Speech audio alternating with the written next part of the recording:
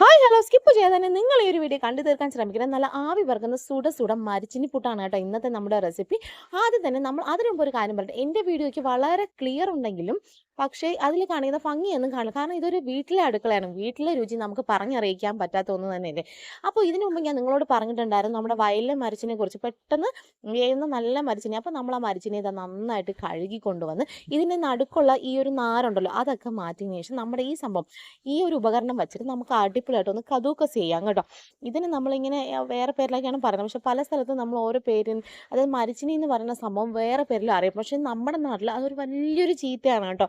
അതുകൊണ്ട് മരിച്ചിനി എന്ന് തന്നെയാണ് ഞാൻ ഇതിനെ പറയുന്നത്. അപ്പോൾ ഇതിന് നമുക്ക് അടിപൊളിയായിട്ട് കദൂക്കസ് ചെയ്തിട്ട് ഇതിൻ്റെ ഊറ്റയുണ്ടല്ലോ, അതായത് നമ്മുടെ കറ, ഈ കറ ഫുള്ള് നമുക്ക് നീക്കം ചെയ്യാം. ചെറിയ കാറ്റും കാര്യങ്ങളുണ്ട്, കാക്കയുടെ ശല്യമുണ്ട്, നാട്ടുമ്പുറമല്ലേ, ഇതൊക്കെ സർവ്വസാധാരണം.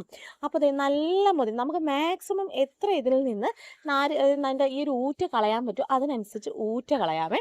അതങ്ങ് അവിടെ ഇരിക്കട്ടെ. ഇനി നമുക്ക് മാവെടുക്കാം. മാവെടുക്കുമ്പോൾ നിങ്ങൾക്ക് ഇത് കാണുമ്പോൾ ഞാൻ ഒരുപാട് മാവെടുക്കുന്ന പോലെ നിങ്ങൾക്ക് തോന്നും. പക്ഷെ വളരെ കുറച്ച് മാവാണ് കേട്ടോ എടുക്കുന്നത്. ഇനി ശ്രദ്ധിക്കേണ്ട കാര്യം, ഇത് നമ്മൾ അരിമാവാണ് ഉപയോഗിക്കുന്നത്. നിങ്ങൾക്ക് വേണമെങ്കിൽ ഗോതമ്പ് മാവ് ഉപയോഗിക്കാം. ഉപയോഗിക്കുമ്പോൾ പ്രത്യേകം ശ്രദ്ധിക്കേണ്ട സംഭവം, നമ്മുടെ മരിച്ചിനി പുട്ടിന് എപ്പോഴും മുന്നോട്ട് നിൽക്കുന്നത് മരിച്ചിനിയാണ്, വേറെ ഒരു സാധനം. ഇതൊക്കെ ഒന്ന് നനച്ചെടുക്കുക. അതായത് നമ്മുടെ മരിച്ചിനി എന്നാലും കുറച്ച് എന്താ പറയുക, തുറതുറായിട്ട് ഇരിക്കുന്നതിന് വേണ്ടിയിട്ട് അത്യാവശ്യം അരിപ്പൊടി മാത്രമേ എടുക്കാവൂ. അരിപ്പൊടി കൂടാൻ പാടില്ല, എങ്കിൽ നമ്മുടെ മരിച്ചിനി പുട്ടിന് മരിച്ചിനിയുടെ ടേസ്റ്റ് ഇല്ലാതായി പോകും.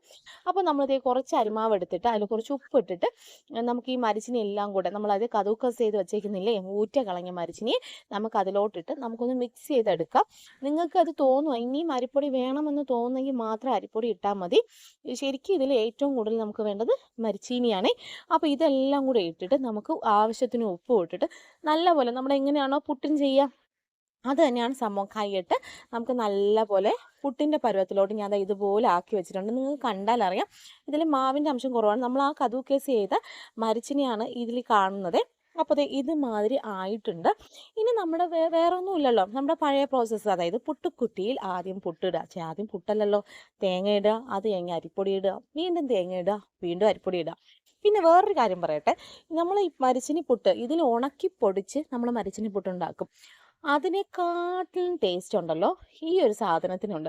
അതിന് വേറൊരു ടേസ്റ്റ്, അതൊരു റബ്ബറായിട്ടാണ്, നമുക്കൊരു റബ്ബറി ഫീൽ തോന്നും. എല്ലാത്തിനും അങ്ങനെ തോന്നാറില്ലേ നിങ്ങൾക്ക്?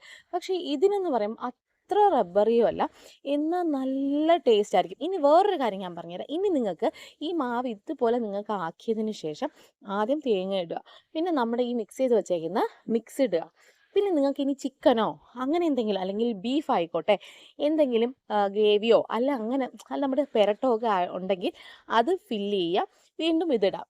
അങ്ങനെ ചെയ്താലുണ്ടല്ലോ സൂപ്പർ ടേസ്റ്റാണ്. ഞാൻ ഒരിക്കൽ ട്രൈ ചെയ്ത് നോക്കിയിട്ടുണ്ട്. അപ്പോൾ എന്താ പറയുക, മരച്ചിനിയുടെ ടേസ്റ്റും അതുപോലെ നമ്മുടെ ബീഫിൻ്റെ ടേസ്റ്റും എല്ലാം കൂടെ ആകുമ്പോൾ ഉണ്ടല്ലോ ഭയങ്കര അടിപൊളി ടേസ്റ്റാണ്. ഇനി ഒരു റെസിപ്പിയിൽ ഞാൻ അങ്ങനെ ഒന്ന് ട്രൈ ചെയ്ത് നിങ്ങൾക്ക് ഇട്ട് തരാം. ഇനി അല്ലാന്നുണ്ടെങ്കിൽ നിങ്ങളൊന്ന് ട്രൈ ചെയ്തിട്ട് എൻ്റെ കമൻറ്റ് ബോക്സിൽ ഒന്ന് പറഞ്ഞേക്കാം കേട്ടോ. പിന്നെ ഒരു കാര്യം, ഇതുമാതിരി നമ്മൾ പുട്ടുക്കുട്ടിയിൽ പുട്ടും അതിൽ തേങ്ങ കൂടണം. എപ്പോഴും മരച്ചിനി പുട്ടിന് ഏറ്റവും കൂടുതൽ ആവശ്യം തേങ്ങയാണ്. അപ്പോൾ തേങ്ങയൊക്കെ ഇട്ട് നമുക്ക് ഇവനെ ഒന്ന് പുഴുങ്ങിയെടുക്കാം. ഇത് സത്യം പറയല്ല നല്ലപോലെ പെട്ടെന്ന് വെന്ത് കിട്ടുന്നതാണ്. ഒരു 10 മിനിറ്റ് പോലും വേണ്ട കേട്ടോ നമുക്ക് ഇവനെ ഒന്ന് റെഡിയാക്കാം. അപ്പോൾ പുട്ടുക്കുറ്റി വെച്ച് അതിലോട്ട് ഇനി നോക്കിക്കോ, നമ്മുടെ പുട്ടുക്കുറ്റിയിൽ നിന്ന് അടിപൊളിയായിട്ട് നമ്മുടെ പുട്ട് ഇപ്പോൾ റെഡിയായിട്ട് വരും. നല്ല സുട ആവി പറക്കുന്ന ഒരു ഒന്നാന്തരം സാധനം. ഇതിൻ്റെ കൂടെ ഇനി നിങ്ങൾക്ക് അതായത് നിങ്ങൾക്ക് ഇപ്പോൾ വെജിറ്റേറിയൻ ആണെങ്കിൽ ചിക്കൻ അങ്ങനത്തെ കാര്യങ്ങൾ നിങ്ങൾക്ക് ഇഷ്ടമല്ലെങ്കിൽ ഞാൻ വേറൊരു കോമ്പിനേഷൻ പറഞ്ഞുതരാം. ഇതിൻ്റെ കൂടെ ഏറ്റവും നന്നായിട്ട് പോകുന്നത് എന്താണെന്നറിയോ, നമ്മുടെ ഏത്തപ്പഴം ഇല്ലേ, ഏത്തപ്പഴം നല്ലപോലെ അവിച്ചിട്ട്, അതായത് നല്ല പഴുത്ത ഏത്തപ്പഴം, നല്ല പാകമായി എന്നൊക്കെ പറയില്ലേ, നമ്മുടെ വാഴയ്ക്കപ്പത്തിൻ്റെയൊക്കെ പരുവത്തിലാണ്. അതേപോലെ നമ്മുടെ ഏത്തപ്പഴത്തിന് ജസ്റ്റ് നമുക്ക് ഇഡ്ഡലി പാത്രത്തിലൊന്ന് ആവി കയറ്റിയിട്ട് നമുക്ക് ഇതിൻ്റെ കൂടെ ഒന്ന് കുഴച്ച് കഴിക്കണം മക്കളെ. രുചി വേറെയാണ് കണ്ടോ, ഞാനൊന്ന് അവിച്ച് കൊണ്ടുവന്നിട്ടുണ്ട്. അപ്പോൾ ഇതിൻ്റെ ടേസ്റ്റൊന്നും നമുക്ക് പറഞ്ഞറിയിക്കാനൊന്നും പറ്റില്ല. അപ്പോൾ എല്ലാവരും ഒന്ന് ട്രൈ ചെയ്ത് നോക്കിയിട്ട് ഫീഡ്ബാക്ക് പറയണേ.